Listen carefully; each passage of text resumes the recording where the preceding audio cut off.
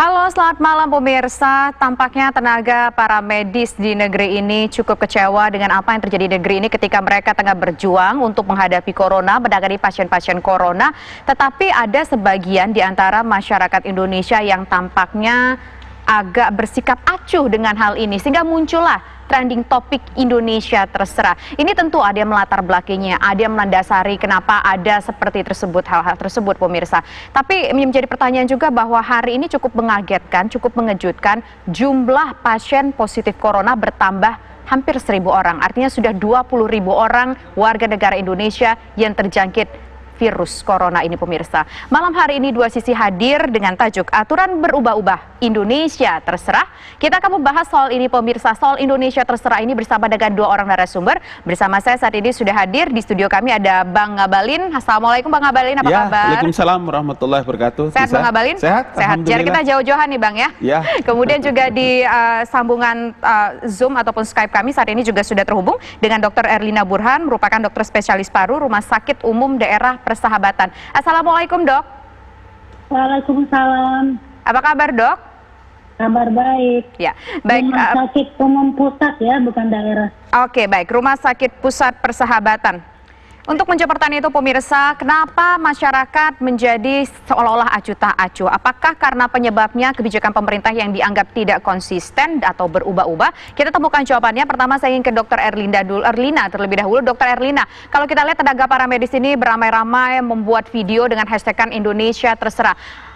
Apakah tenaga medis ini ataupun para medis ini merasa kecewa dengan apa yang terjadi di negeri ini, baik itu dari masyarakatnya atau mungkin dari pemerintahnya juga? Ya baik, saya melihatnya ini sebagai suatu reaksi kekagetan ya. Kaget sekali tenaga medis yang selama ini sudah berjuang sesuai dengan memang tugasnya. Jadi mereka sehari-hari melaksanakan pelayanan untuk pasien COVID, tiba-tiba ada wacana relaksasi, pelonggaran PSBB.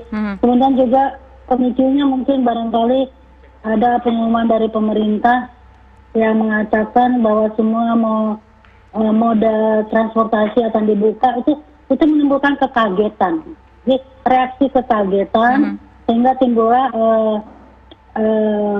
bukan kabar ya, jadi ada sebagian tenaga medis membuat seperti itu, Indonesia Terserah. Ya, jadi itu reaksi sesaat saya rasa, tapi akan tidak mempengaruhi pelayanan kepada pasien. Sampai saat ini tidak ada satupun tenaga medis yang mengelak atau lari dari pelayanan, tetap berusaha. Dan kalau kita lihat sisi positifnya, justru itu semacam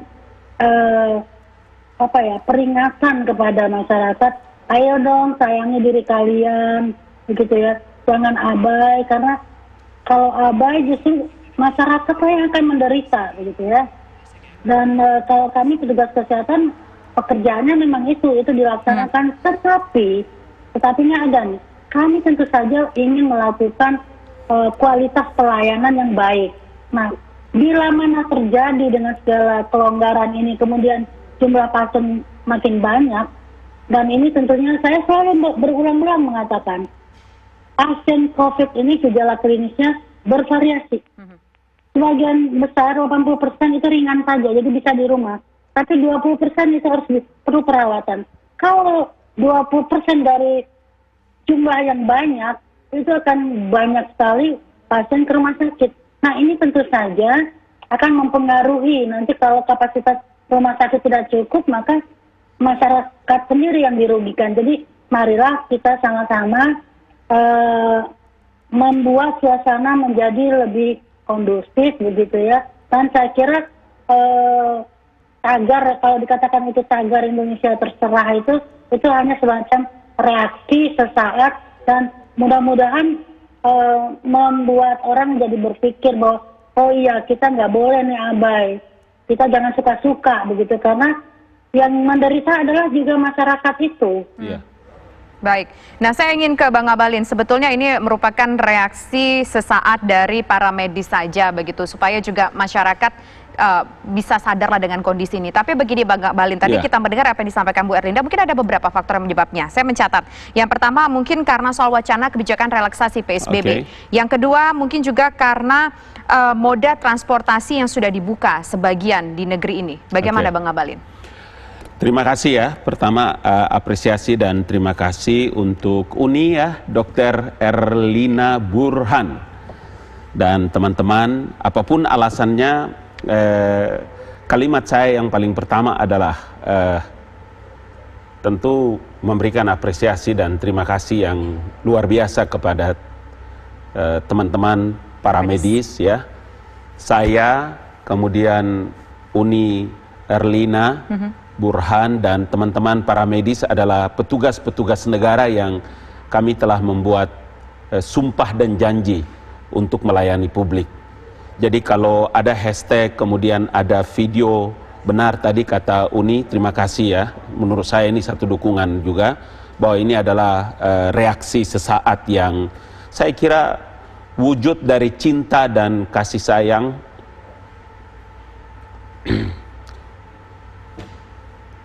serta pengorbanan mereka ya.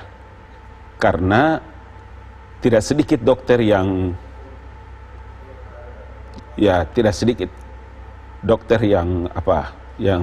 meninggal dunia ya.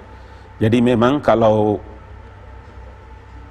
tidak ada kesadaran kita bersama, tidak saja masyarakat, tapi penyelenggara negara ya.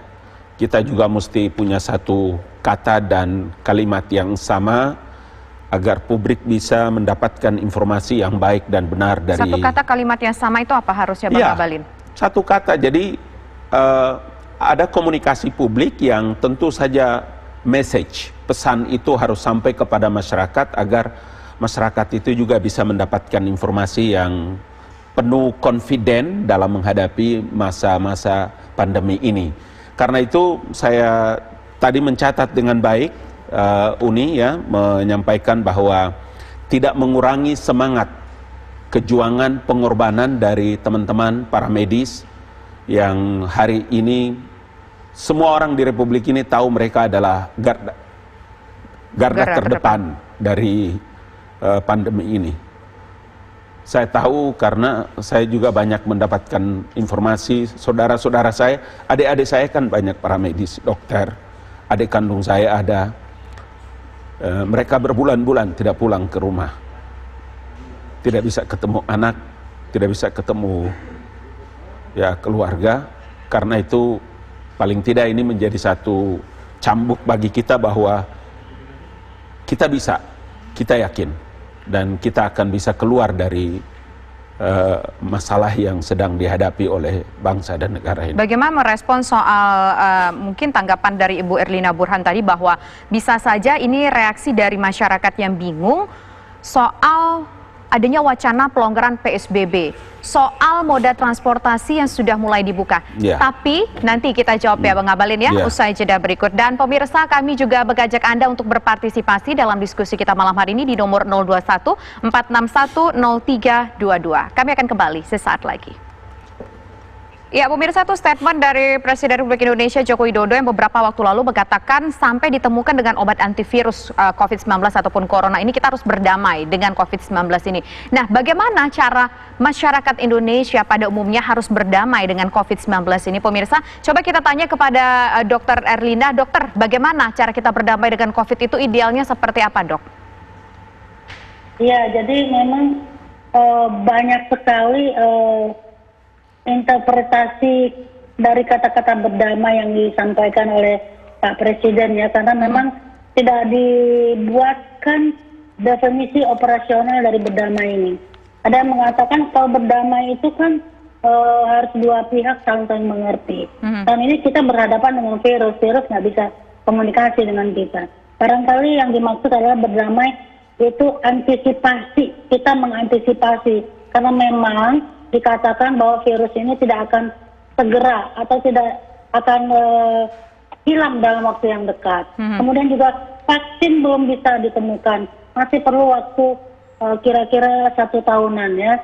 Demikian juga obat yang spesifik belum ada. Jadi saya kira boleh-boleh saja bahwa mengatakan berdamai, tapi mesti didefinisikan berdamainya itu apa. Tapi barangkali yang dimaksud oleh Pak Presiden adalah, tapi Pak Ngabalin bisa nerangin karena Pak Ngabalin kan di kantor Presiden. Tapi yang dimaksud barangkali kita mengantisipasi supaya kita jangan kalah gitu ya. Oke, baik.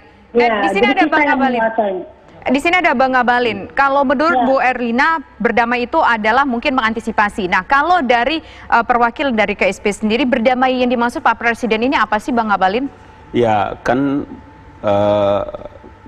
Uni Dr. Erlina benar. Mula-mula kan kita menggunakan diksi melakukan perlawanan, perang kan dengan virus corona ini.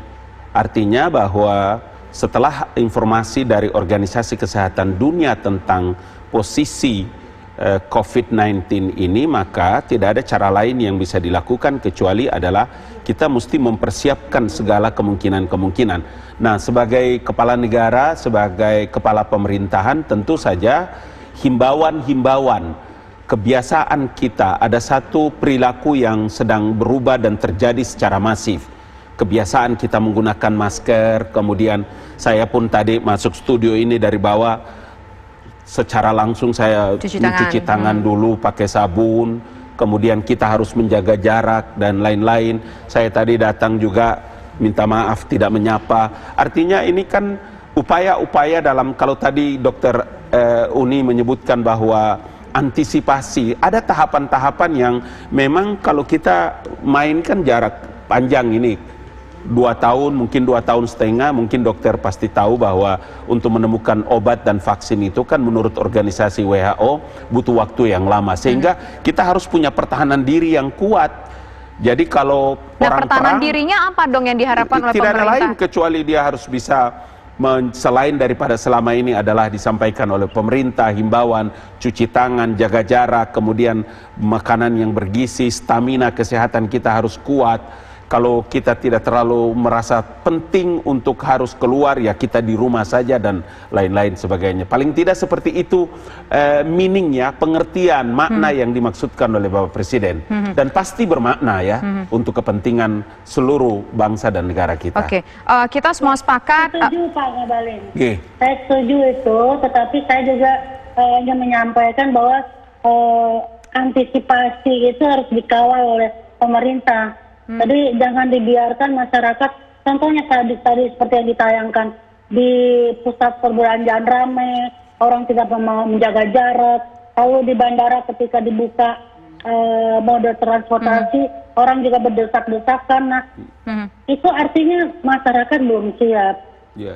Jadi dari sekarang mestinya nih, kalau ini dianggap masalah peralihan, kita harus mempersiapkan ini masyarakat supaya melakukan hal itu. Tapi kita juga tahu literasi masyarakat kita masih banyak yang rendah. Nah, inilah tugas kita semua, pemerintah terutama, kami juga dokter membantu agar masyarakat ini taat dan disiplin melakukan itu.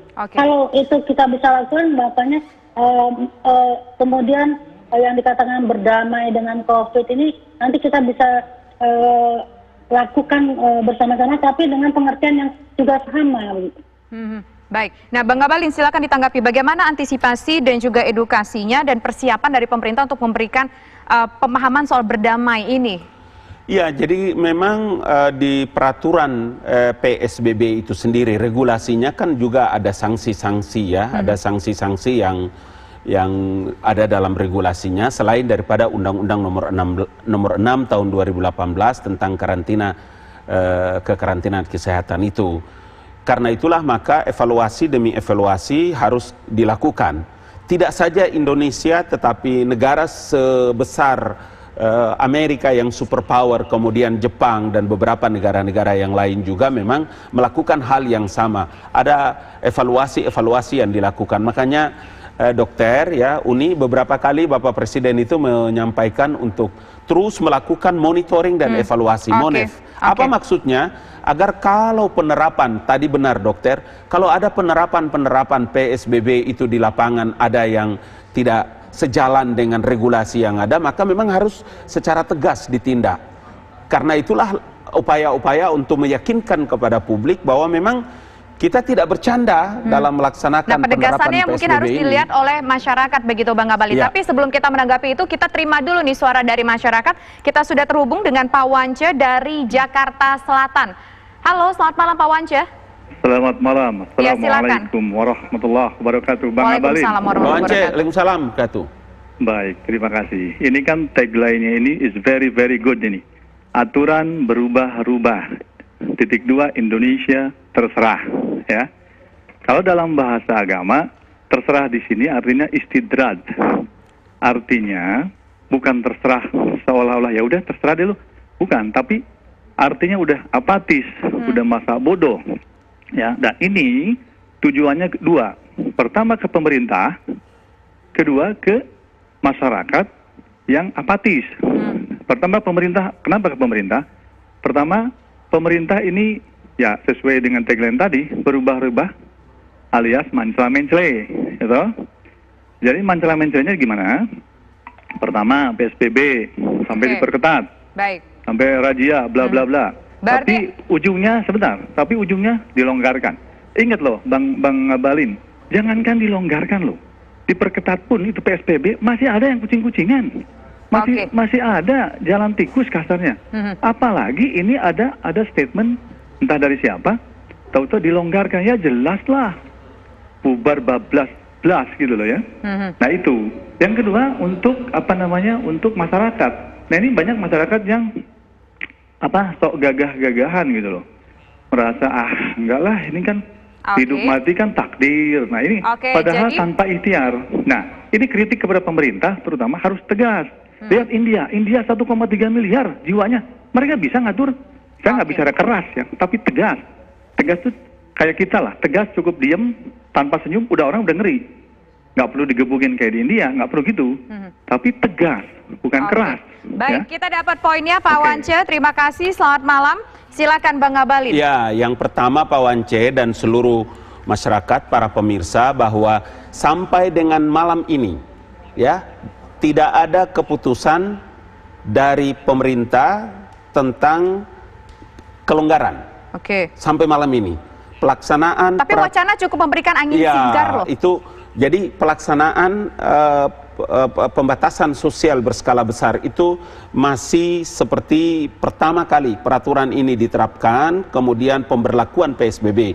Jadi saya ingin harus tegaskan bahwa kalau ada saja seperti tadi Pak Wance bilang, entah siapa yang bilang, sampai dengan hari ini belum ada satu keputusan resmi. Baik. Dan tidak, bahwa begini, bahwa ada kemungkinan kemudian dipikirkan langkah-langkah itu. Dokter juga tahu bahwa untuk sampai kepada persyaratan pemerintah mengambil keputusan untuk melakukan kelonggaran itu kan ada persyaratan yang sangat ketat. Dokter pasti tahu itu. Baiklah Bang, tidak ada pelonggaran PSBB hingga saat ini. Garis bawahi pemirsa juga harus tahu bahwa tidak ada pelonggaran PSBB. Tetapi faktanya di lapangan kita lihat beberapa yang lalu bandara penuh, mobil juga sudah banyak yang keluar Jakarta gitu ya menuju ke kampung halaman mereka masing-masing. Artinya di situ ada unsur kecolongan, banyak yang pergi diam-diam dan tidak patuh aturan. Tapi nanti Bang Ngabalin kita jawab usaha jeda berikut. Kami kembali sesaat lagi. Terima kasih pemirsa Anda kembali bersama kami. Saya ingin ke Bang Ngabalin menjawab pertanyaan menggantung tadi Bang Ngabalin. Tapi faktanya kita lihat saat ini bahwa banyak orang keluar ke bandara, mudik gitu. Kemudian hari ini saya mencatat data bahwa 214.000 kendaraan meninggalkan Jakarta. Artinya apa yang dihimbau oleh pemerintah kepada masyarakat ini nggak kena ke hatinya masyarakat. Ya, itu yang berkali-kali memang kami sampaikan bahwa apapun alasannya, pemerintah itu membutuhkan dukungan dari seluruh lapisan masyarakat.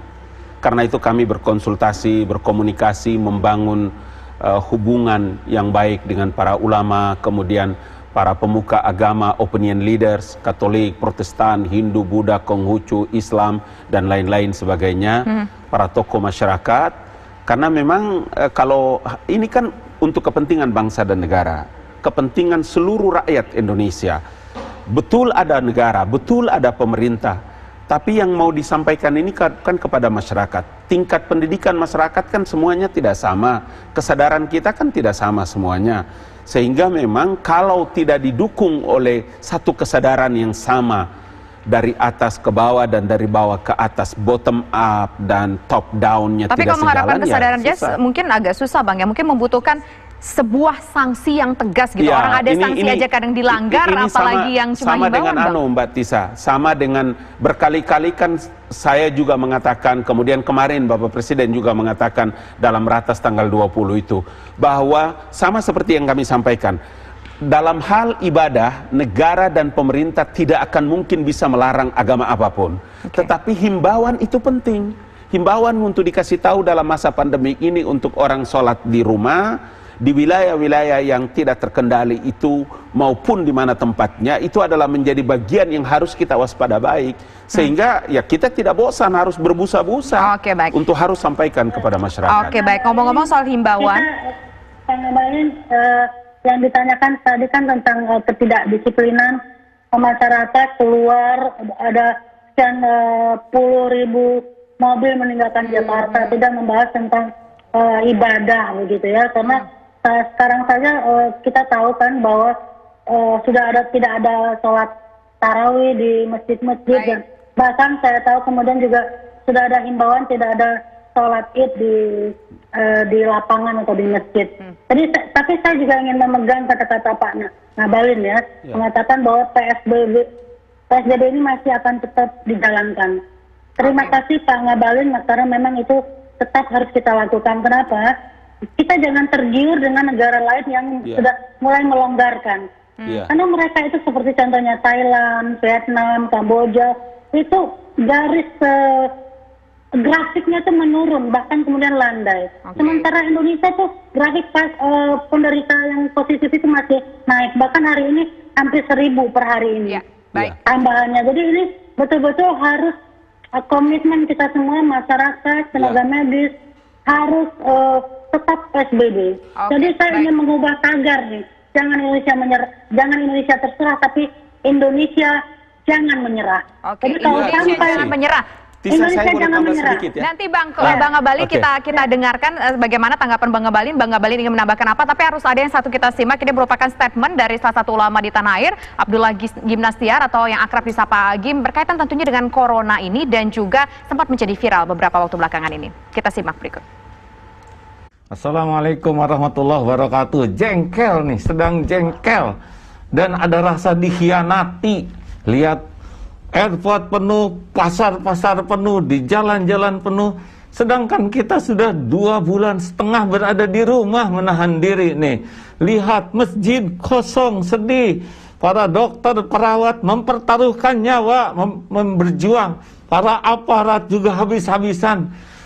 Tapi kita tidak bisa menjadi orang yang konyol gara-gara jengkel, kemudian kita bertindak yang sama. Bagi kita, diam di rumah itu bukan semata-mata PSBB, tapi kita mengamalkan sunnah Nabi. Dalam Islam, menjauhi kemudaratan itu lebih diutamakan daripada yang mendatangkan kemanfaatan. Jauhi penyakit lepra seperti engkau menjauhi singa. Jadi kita di rumah itu adalah ibadah, punya nilai karena Allah. Maka tetaplah istiqomah. Jangan sekali-kali terpancing untuk meniru hal yang buruk dengan kekonyolan buruk yang sama.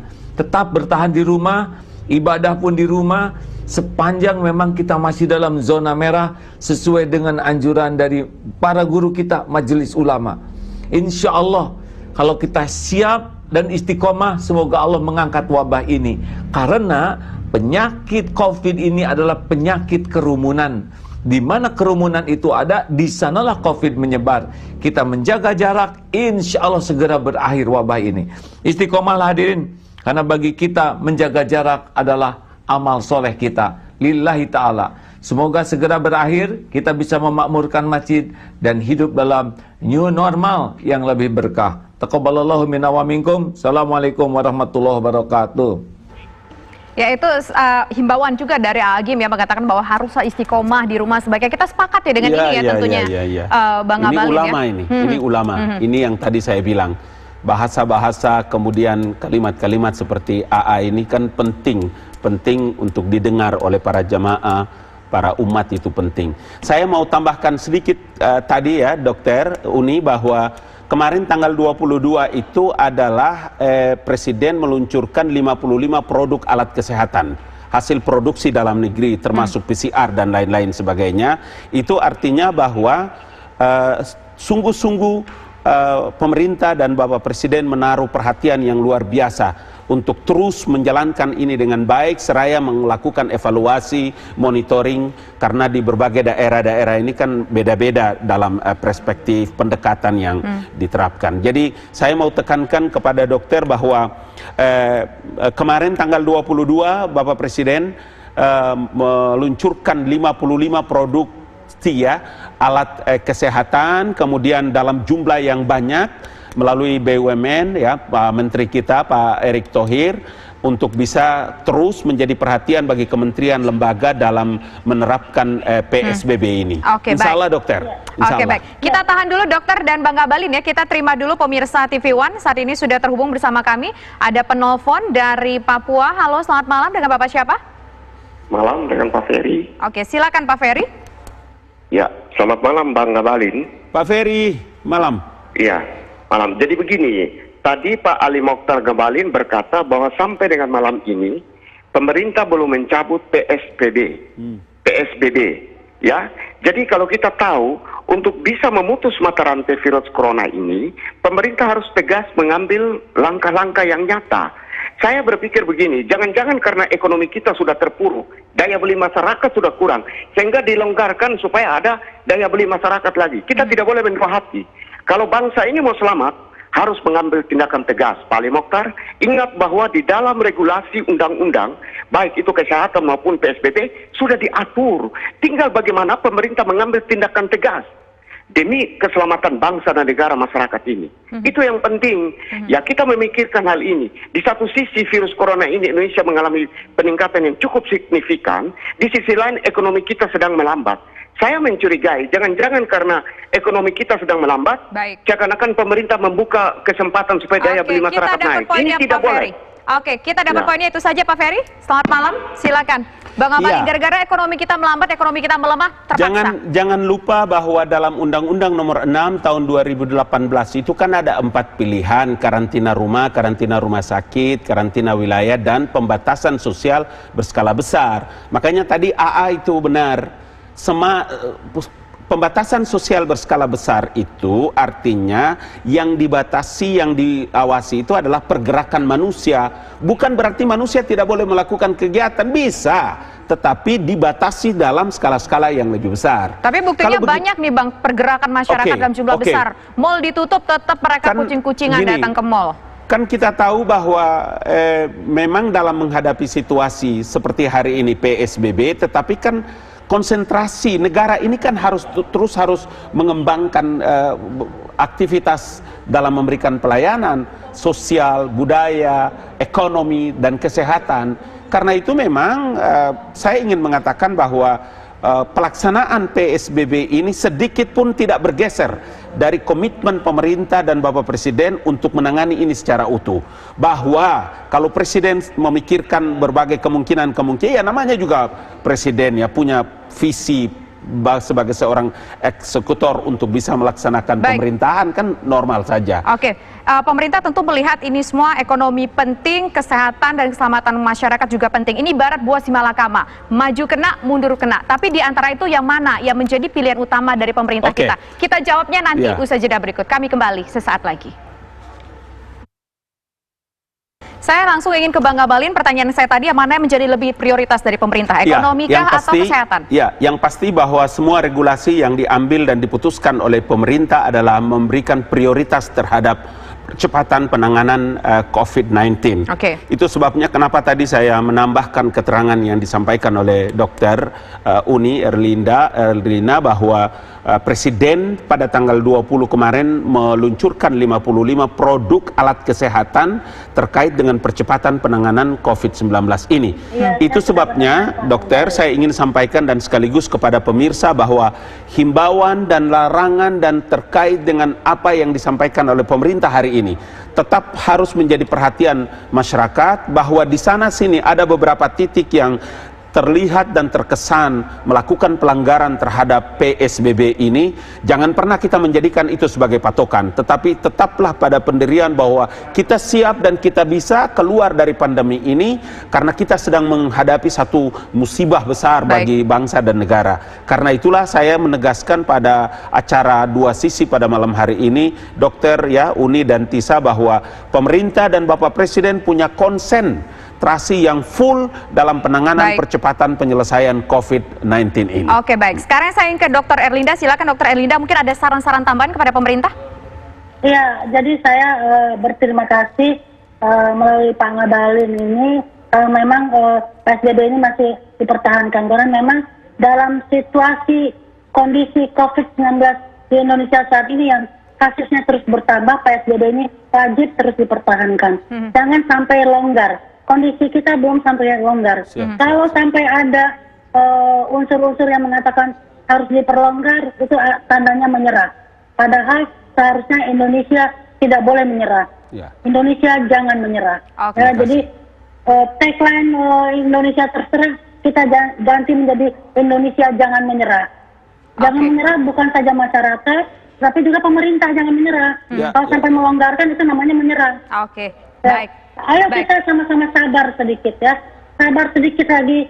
Mungkin nanti kalau kita semua disiplin, kasus semakin menurun, mungkin penambahan landai. Saat itulah kita bisa melonggarkan PSBB dan mulai memikirkan, mempersiapkan untuk new normal. Oke, baik. Nah, sekarang pertanyaan terakhir untuk Ibu Dr. Erlina. Ini menjadi pertanyaan juga mungkin dari masyarakat yang masih simpang siur. Kita diwajibkan untuk mengenakan masker. Apakah kira-kira ini untuk memastikan sekali lagi bahkan corona ini, COVID-19 ini bisa menular melalui airborne atau hanya droplet saja, Dok?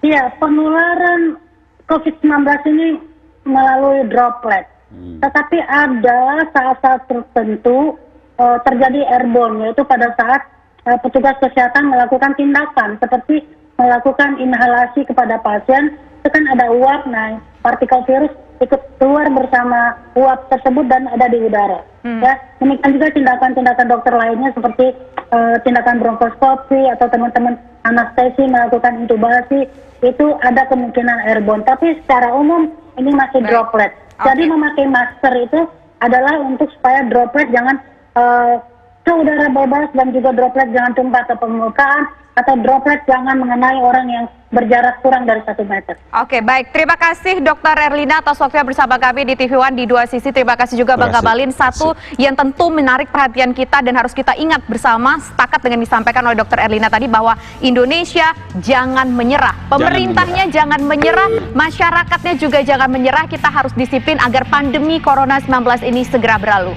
Saya Tisa Noveni undur diri, selamat malam dan sampai jumpa.